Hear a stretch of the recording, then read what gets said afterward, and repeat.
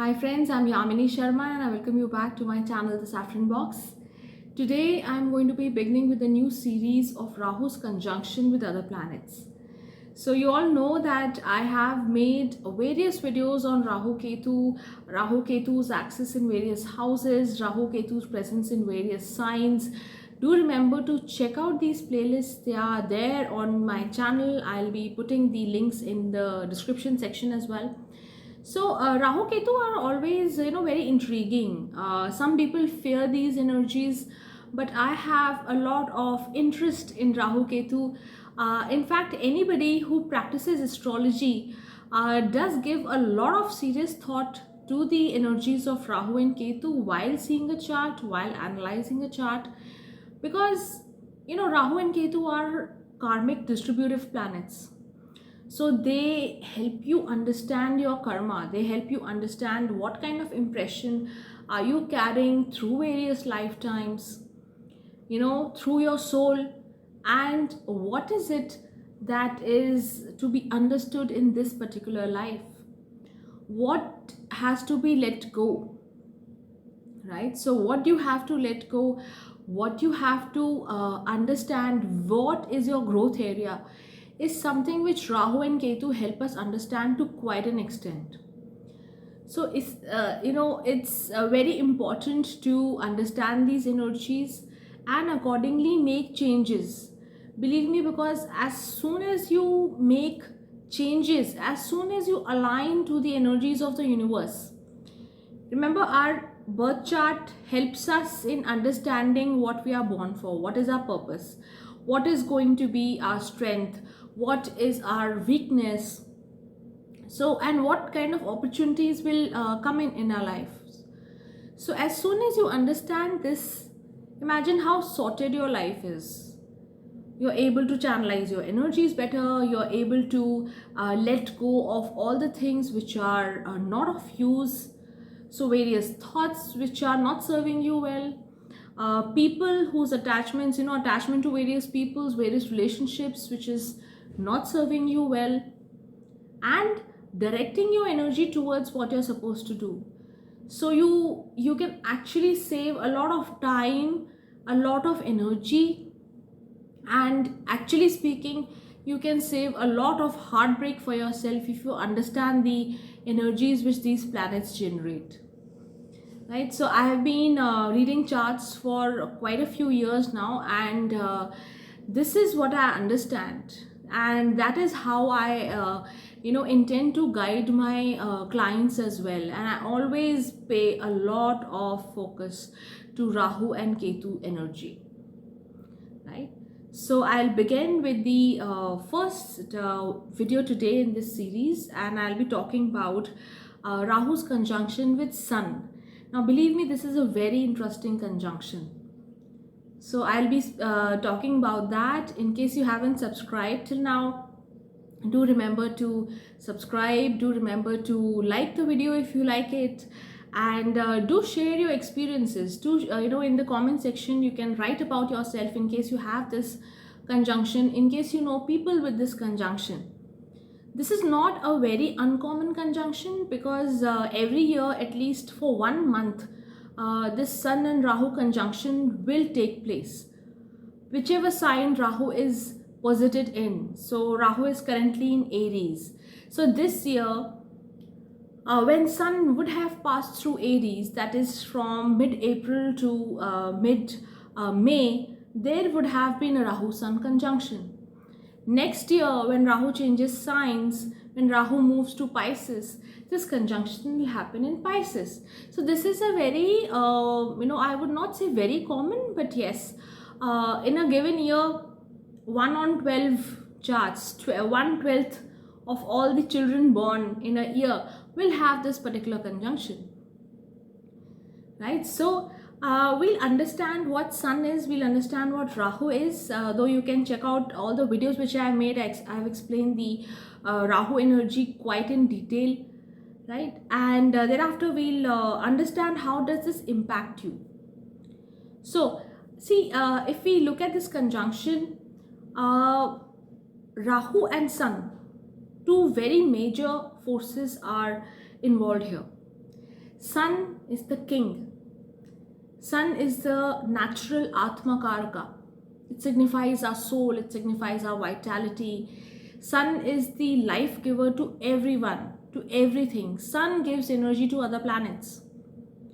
So here we have a king, here we have power, we have authority, we have the throne, king. So, and on the other side, we have Rahu. Now, Rahu is taken as a mature planet. Okay, Sun is a royal planet. And here, Rahu is something which gives a lot of illusions. It's a planet of Maya. So, a lot of, illusions, a particular attraction towards something which may not be good, materialistic stuff, and sometimes the intentions are not very clear. So Rahu, remember, is a lot of smoke. So whatever it wants to give, it is not very clear about it. And of course, Rahu is not a physical planet. It is a point of intersection, right? It is called the north node of the moon, ascending node, or the dragon's head in as we understand, as a lot of us understand. So the Rahu energy, Rahu is not a physical entity as such, and it behaves a lot like where it is sitting, who's the dispositor. That means if Rahu is sitting in a particular sign, you have to check the lord of the particular sign. So how is that particular planet behaving? What kind of conjunction is Rahu forming? So here we are talking about the Rahu and Sun conjunction. So imagine a royal planet and a planet of lot of confusion, Maya, hunger, and it is like, unprecedented hunger, or something which is, it's something which does not have control over what it wants, amplifying energy. So here when they come together, it's a very powerful conjunction. And Rahu, wherever it sits, it amplifies, or it expands the qualities of that house, of that sign, and the planet which it is conjunct with. So here Rahu amplifies the Sun's energy. Now Sun, as I said, is a royal planet. It is talking about power, it is talking about authority. It wants to have its way. So any native, any person having this conjunction could actually have a very big sense of ego, have a very big ego, or has too much emphasis on their own individuality. So whatever they say is right. They want to exert that power. They want to exert that on others. Now it depends where Rahu is, where this Sun Rahu conjunction is happening, in which house of the chart. So there could be a lot of power they want to yield there in that particular house. And this could give a very big bloated sense of ego, as I mentioned. So this is something which one has to be very careful about as well. On the other side, this can give a lot of hunger for authority, for power, if the Rahu energy is very strong. Because then Rahu, as I said, it wants to consume a lot, but it doesn't know a limit. So here it wants a lot of Sun's things, power, authority, ego, status. It wants a lot of it, but it does not know where to stop. So there, there's usually an imbalance. It's very difficult to manage this kind of energy in one's chart. And this will become typically difficult to handle if the conjunction is very close. So if Rahu is higher in degrees, Sun is lower, and they are within 6 to 7 degrees, it becomes tougher to handle this. So here you find yourself struggling a lot with this particular energy with regard to the house it is placed in.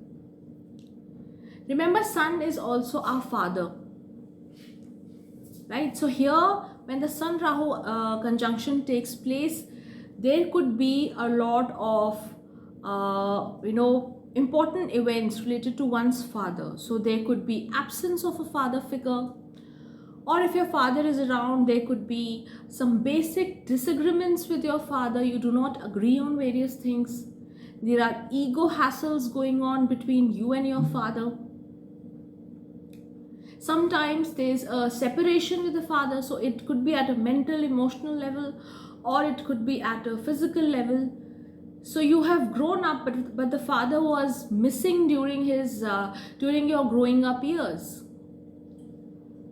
He could have been busy somewhere. Maybe he was working somewhere else, and you got to meet very infrequently. He was not as involved in your childhood, in your growing up years. So these significations get damaged over here, right? And apart from this, Rahu is also a planet of foreign things. Anything which does not belong to where you are, something which has a foreign tinge, which has a foreign element to it. Rahu signifies all of it. So here there could be an attraction towards foreign elements. Now, especially say if you have Sun Rahu in the 12th, if you have Sun and Rahu in the 9th house. So there could be a lot of, all these travel related houses. So there could be a lot of attraction towards going out, seeing foreign things, using foreign elements, getting connected over there as such. So here, this is when the Rahu energy will be a little stronger. That's when this happens, the attraction towards the foreign things. Sun also signifies government, the set rules, regulations, the law of the land. Because remember, the king, the government sets the rules and the law of the land, and everybody has to abide by. So if the Rahu energy is stronger in this conjunction, then there could be a sense of rebellion or a sense of going astray, not following the rule of the land, the law of the land. So going as per your own direction, whatever you feel like doing, you do that. So you have a sense of rebellion as such. And sometimes if the other combinations in the chart are not favoring well, are not very well placed, then this person could be a rebel without any reason. So is rebelling, this person, this native could be just kind of defying any orders, any rules, any laws, instructions from the father, but does not know what else to do. So denying, defying just for the sake of it. So these kind of things can come up. There could be a lot of independence of spirit. So these people do not want to be tethered to anything. You tell them that this has to be done, and this is enough reason for them to not do a particular thing. So there could be a lot of independence, too much of a rebellion streak sometimes.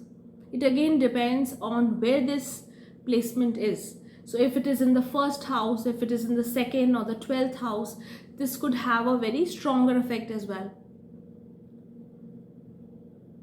The relationship with the father could get affected if this combination is in the 9th house, in the 5th, in the 10th. Also, it is very important when you have this particular conjunction, which I said is very tricky. It's difficult to handle. One needs to see the dispositor. When I say dispositor, it means the sign in which this particular combination is, Sun and Rahu conjunction is. So you've got to see the sign lord. So for example, Sun and Rahu are together in the sign of Gemini in your chart. Then you've got to see the ruler of Gemini, that is Mercury. Where is it placed? What is it giving in the chart? How is it contributing? Is it a malefic for your chart? Is it a benefic for your chart? What rulership does it have? So that is a very important link in understanding this conjunction as well. So this conjunction, while it is going to have these effects which I spoke about, you have to see the house placement and you have to see the planet which rules this particular house. And that's when the results get even finer. You get to understand a little better as well. But since this is a short video and I'm talking about this conjunction in general, I'll be making videos, in particular as well with regard to the sign placements as well as we go along. But one general remedy or one general, way of correction for this energy is, if you have this particular conjunction in your chart, it's very good, it's advisable actually to enhance the energy of the sun. Okay, so you can do some simple remedies to make sure that your sun is strengthened in your chart. So respecting your father, respecting the authorities, following the law of the land, avoiding any government penalties, any government fines. So a lot of people with Sun Rahu conjunction, especially in the 8th house and the 9th house, are prone to fines and penalties by the government figures or their higher authorities wherever they are. So you've got to balance this energy by strengthening the sun energy, as I mentioned. So respect the law of the land, respect your father, take care of your health. Sun is your vitality, sun is your general well-being. So take care of your body, take care of your health, maintain a good routine, because people with Sun Rahu conjunction could be very prone to sleeping late, then waking up very late, having a very disturbed routine. So follow the natural rhythm, getting up by sunrise and then sleeping early, completing your sleep properly. So the way sun is a very disciplined planet. It doesn't care. It has to rise at a particular time and it has to set at a particular time. It's so predictable and it does its duty regardless of whatever weather or whatever is happening. So that's why sun rules the rhythm of all the planets. So follow the ways of the sun and you'll be able to keep a tab on the Rahu energy as well. So while Rahu energy can be used to amplify what you want, to get what you want, sun's energy is very vital in the horoscope. Yeah, so that was about the Rahu Sun conjunction in a nutshell. I'll come back again with another video where I'll talk about the Rahu Moon conjunction in your horoscope. Till then, take care. Goodbye. God bless.